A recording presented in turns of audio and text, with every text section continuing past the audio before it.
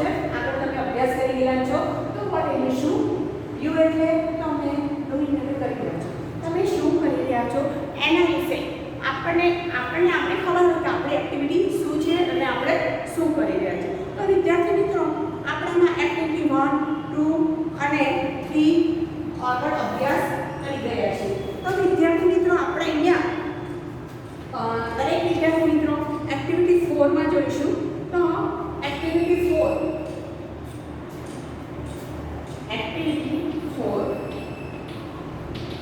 એમાં ધ્યાન આપો. હવે તમને ઇંગ્લિશમાં આપણે પત્ર લેખનમાં મેં તમને બિગિનિંગ એન્ડિંગના બતાવ્યા હતા. એ સિવાય સંબોધન કરવાનું એન્ડિંગ બરાબર. તો એ પરથી તમારે આ જે પત્ર લખવાનું કારણ કે તમારી પરીક્ષામાં પત્ર લેખન આવે છે તો ઇવન જેટલું બી આવડે એટલું તમારે પ્રયત્ન કરવાનો છે. તો વિદ્યાર્થી મિત્રો આપણે એક્ટિવિટી 1 બરાબર જાયન્ટ મેરીગોરાઉન્ડ વિશે જોઈ ગયા હતા. એ સિવાય આપણે એક્ટિવિટી 2 માં સ્ટોરી જોઈ ગયા અને એક્ટિવિટી 3 માં એમાં આપણે પત્ર લેખન હતો એ પત્ર લેખન મેં શીખવાડ્યો હતો. અને હવે નેક્સ્ટ છે એક્ટિવિટી 4. તો એક્ટિવિટી 4 માં જોઈએ વિદ્યાર્થી મિત્રો એમાં છે listen to following phrases, read them aloud, find out similar phrases from the letter in activity 3, follow the example. હવે વિદ્યાર્થી મિત્રો અહીંયા જ્યારે હું એક્ટિવિટી ચલાવું છું એમાં જે આપણે વાંચું છું તો એના જે ઇંગ્લિશ અને ગુજરાતી વર્ડ્સ ઇંગ્લિશનું ગુજરાતી બરાબર હું આખું ગુજરાતી કરીને તમને સમજાવું છું પણ તમારે ઇંગ્લિશના જે સ્પેલિંગ છે એનું ગુજરાતી પણ તમારે જોડે જોડે તૈયાર કરવાનું છે. તો જેથી તમને ખબર પડે ગમે ત્યારે વર્ડ્સ આવે કારણ કે શબ્દ કંટ્રોલ હોવું જરૂરી છે. જો તમારી પાસે વર્ડ્સ હશે તો તમે સમજી શકશો, લખી શકશો. જેમ ગુજરાતીમાં શબ્દાર્થ આવે છે બરાબર એ પ્રમાણે અહીંયા પણ આપણને સિનોનિમ્સ એટલે કે શબ્દાર્થ આપેલા છે. ગુજરાતી એનું છે ઇંગ્લિશ છે એનું ગુજરાતી. તો એક્ટિવિટી 4 માં જોઈએ વિદ્યાર્થી મિત્રો તો એક્ટિવિટી 4 માં પહેલું છે આપણને એક્ઝામ્પલ બી આપેલું છે કે came back from umbrella, came back in the evening. એ પ્રમાણે સેકન્ડ નંબરમાં જુઓ કે fell down from the giant wheel અને fell down and અને એમાં ખાલી આન્સર લખીશ ધ્યાન રાખજો બરાબર. તો fell down and fell down and broke his leg. એટલે કે નીચે પડી જાય તો શું થાય એનો પગ બ્રોક એટલે ભાંગી જાય બરાબર ને. તો આપણે ખાલી જગ્યામાં આ રીતે લખશું. સેકન્ડ નંબર એમાં જુઓ looking at the birds, તો looking at a small place બરાબર. તો આપણે જે પત્ર લેખન છે એ પ્રમાણે ખ્યાલ રાખવાનું છે. looking at a small place and three નંબરમાં જુઓ laugh at my friend, તો laugh at the old man હશે કે ઓલ્ડ મેન ને જોઈને તો laugh at the old man. next જુઓ એમાં છે a couple of day, a couple of day તો a couple of sweet stop બરાબર. a couple of sweet shop હતી ને. હવે shops દુકાનો બધી બધી. હવે નેક્સ્ટ જુઓ end of the movie, end of the fair. ત્યાં fair માં છે ને તો end of the fair મેળા. નેક્સ્ટ જુઓ full of water, full of people. મેળો કોના લોકોથી ભરેલો હતો ને full of people લોકોની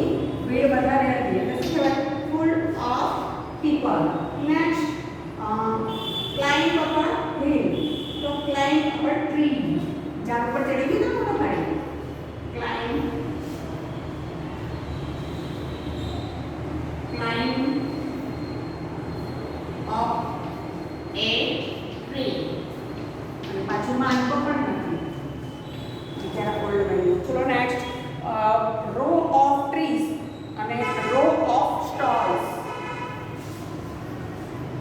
row of stalls. And next 9 set down on the road. So set down for a word. Set down for a way.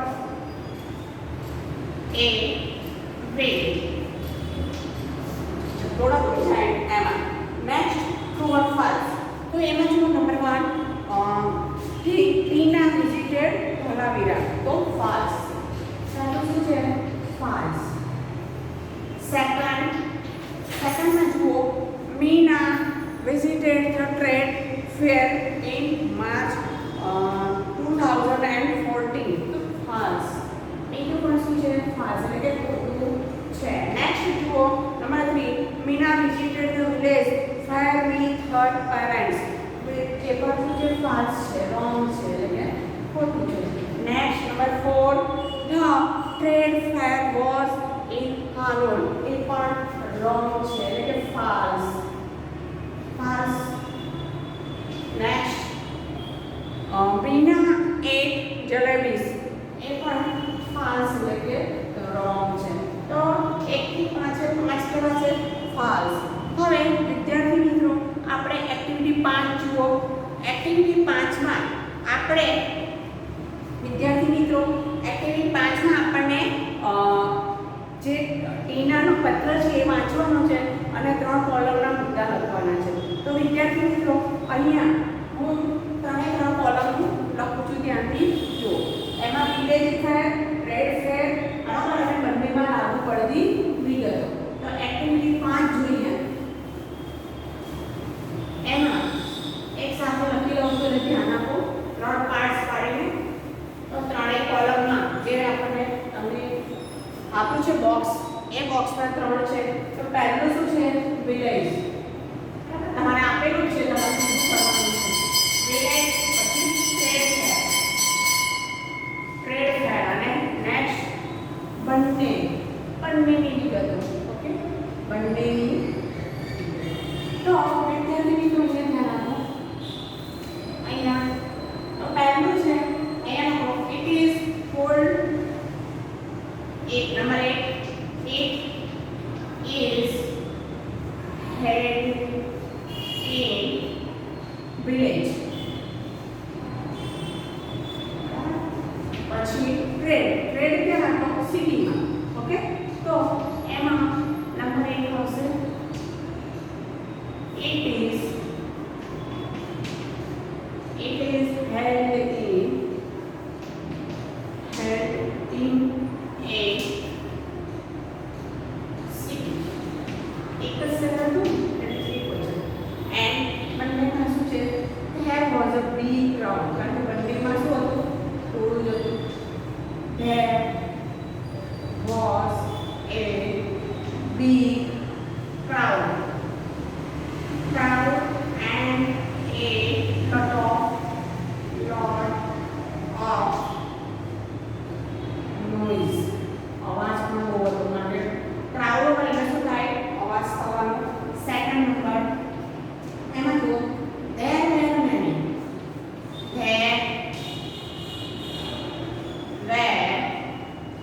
many shops of દુકાનો હતી, બરાબર? shops of toys એટલે કે રમકડાની હતી. પછી sweets મીઠાઈની પણ હતી, sweets and household items એટલે ઘર વપરાશની વસ્તુઓ છે, બરાબર? વિલેજમાં. એન્ડ સેકન્ડ નંબર ટ્રેડમાં જુઓ there were many. ત્યાં શું હતું? there એ જોવાનું છે. there were many stalls of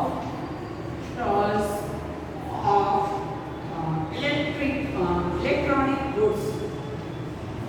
electronics goods એટલે કે ઇલેક્ટ્રિક સામાન, fridge and washing machine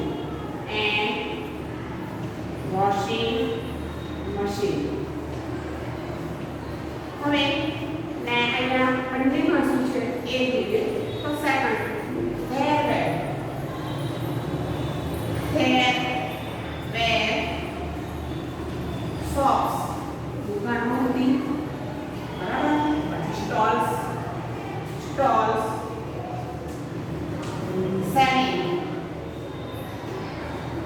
selling various things અલગ વસ્તુઓ various things હવે વિદ્યાર્થીઓ થર્ડ વિલેજમાં જોઈએ તો એમાં છે the shops where looked after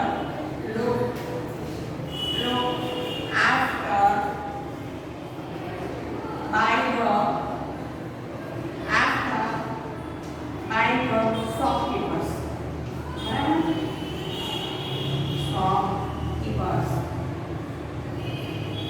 હવે આપણે નેક્સ્ટ જોઈએ ટ્રેડમાં. તો ટ્રેડમાં શું છે તો એ જ વિદ્યાર્થી મિત્રો ટ્રેડમાં the stalls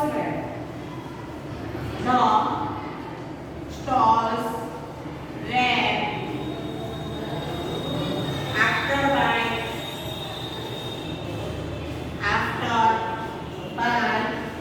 sales girls and salesmen and salesmen.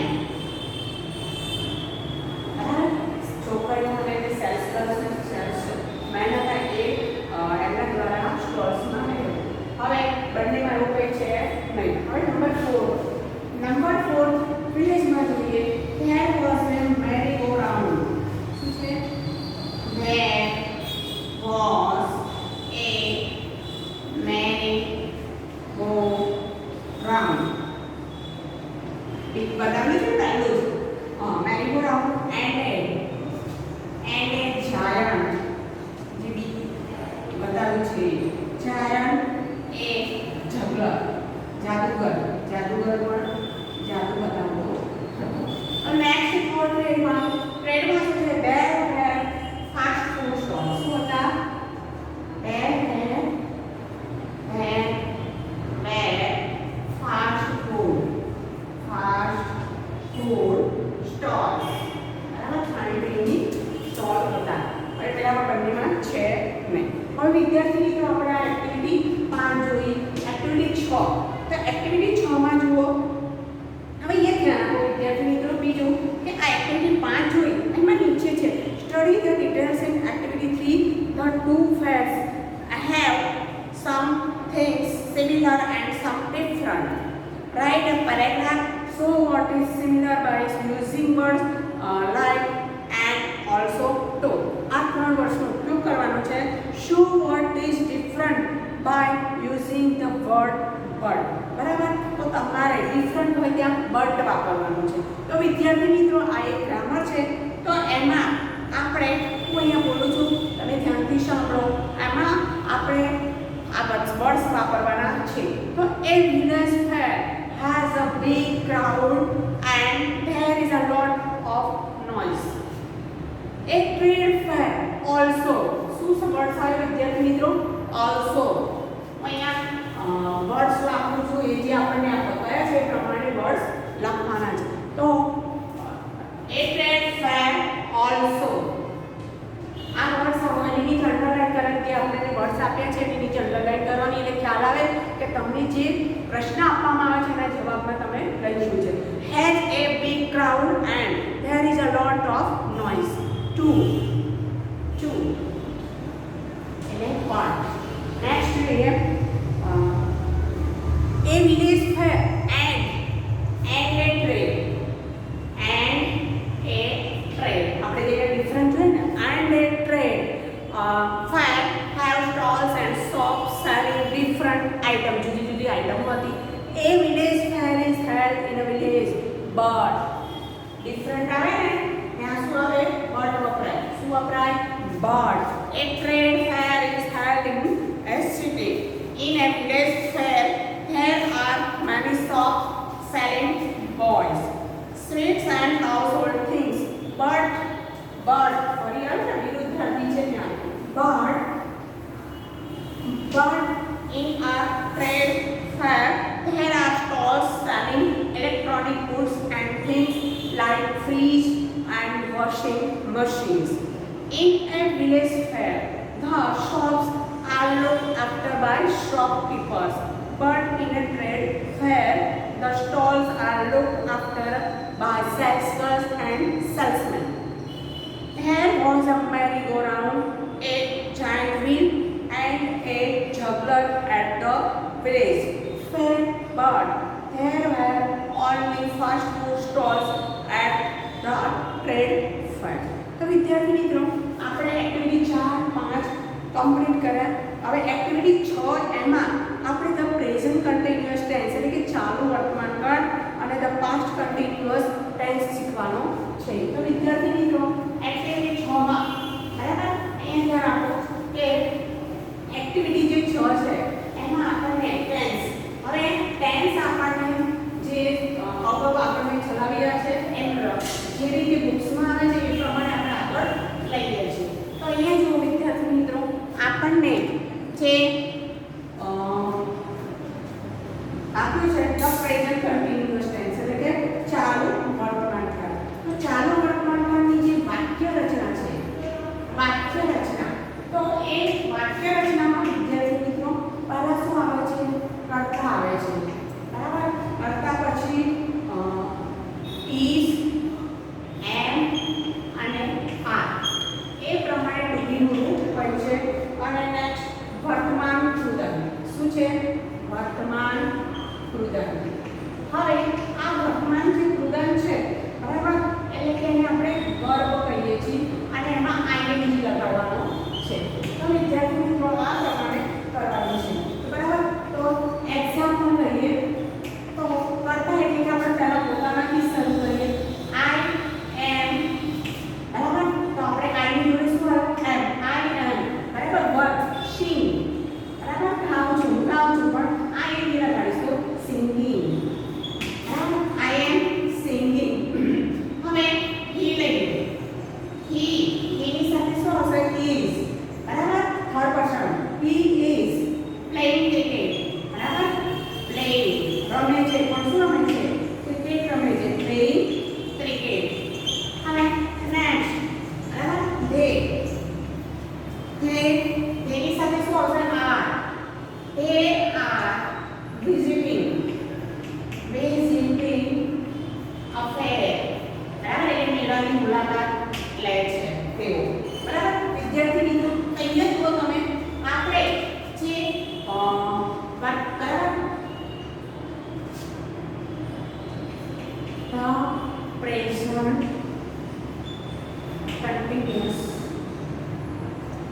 the present continuous tense બરાબર. આ ધ્યાન આપો. પહેલો આવ્યો. હવે એ જ પ્રમાણે આપણે past બરાબર શું લેવાનું છે? past. પાસ્ટમાં જો વિદ્યાર્થી મિત્રો છે the past continuous એમાં આ બદલાઈ જશે ખરી. અહીંયા ધ્યાન આપો. તો હવે છે the past continuous tense એમાં કર્તા પ્લસ was were શું આવશે? was અથવા were અથવા were બંને વાંચી શકો છો. અને બીજું આપણને વર્તમાન કૃદંત છે બરાબર. એમાં શું આવશે? ing. હવે એ પ્રમાણે આઈથી લઈએ એક્ઝામ્પલમાં. તો વિદ્યાર્થી મિત્રો અહીંયા એક્ઝામ્પલમાં જુઓ આ પાસ્ટ કન્ટિન્યુઅસ છે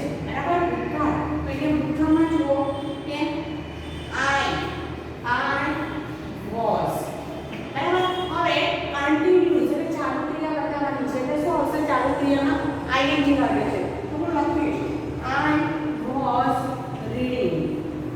બરાબર, એટલે કે હું વાંચતી હતી. He was playing cricket. Playing cricket. We played. હવે ભૂતકાળ છે એટલે શું આવ્યું? Was.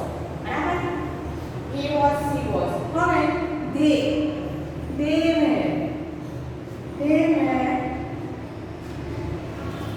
looking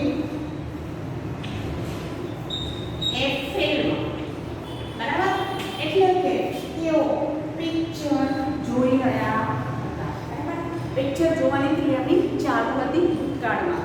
તો ભૂતકાળમાં જે ચાલુ ક્રિયા હતી ત્યારે આપણે કર્તાની સાથે was word લાગે છે અને જે ક્રિયા છે ને ing લાગે છે. તો આપણે બે પાઠ શીખ્યા, એક ધ પ્રેઝન્ટ કન્ટિન્યુઅસ ટેન્સ અને બીજું છે ધ પાસ્ટ કન્ટિન્યુઅસ ટેન્સ. તો વિદ્યાર્થી મિત્રો, આપણે જે એક્ટિવિટી 6 એમાં આપણે બે ટેન્સ શીખ્યા છે. એમાં પાછળ જુઓ, પાછળ તમને આપવામાં આવેલું છે વિદ્યાર્થી મિત્રો, એ બ્રેકેટ બિગ બ્રેકેટ છે, એમાં જુઓ તો ટાઈમ આપ્યો છે, યસ્ટરડેઝ એક્ટિવિટીઝ છે અને ટુડેઝ એક્ટિવિટીઝ. તો આપણે અહીંયા ધ્યાન આપો, એમાં તમને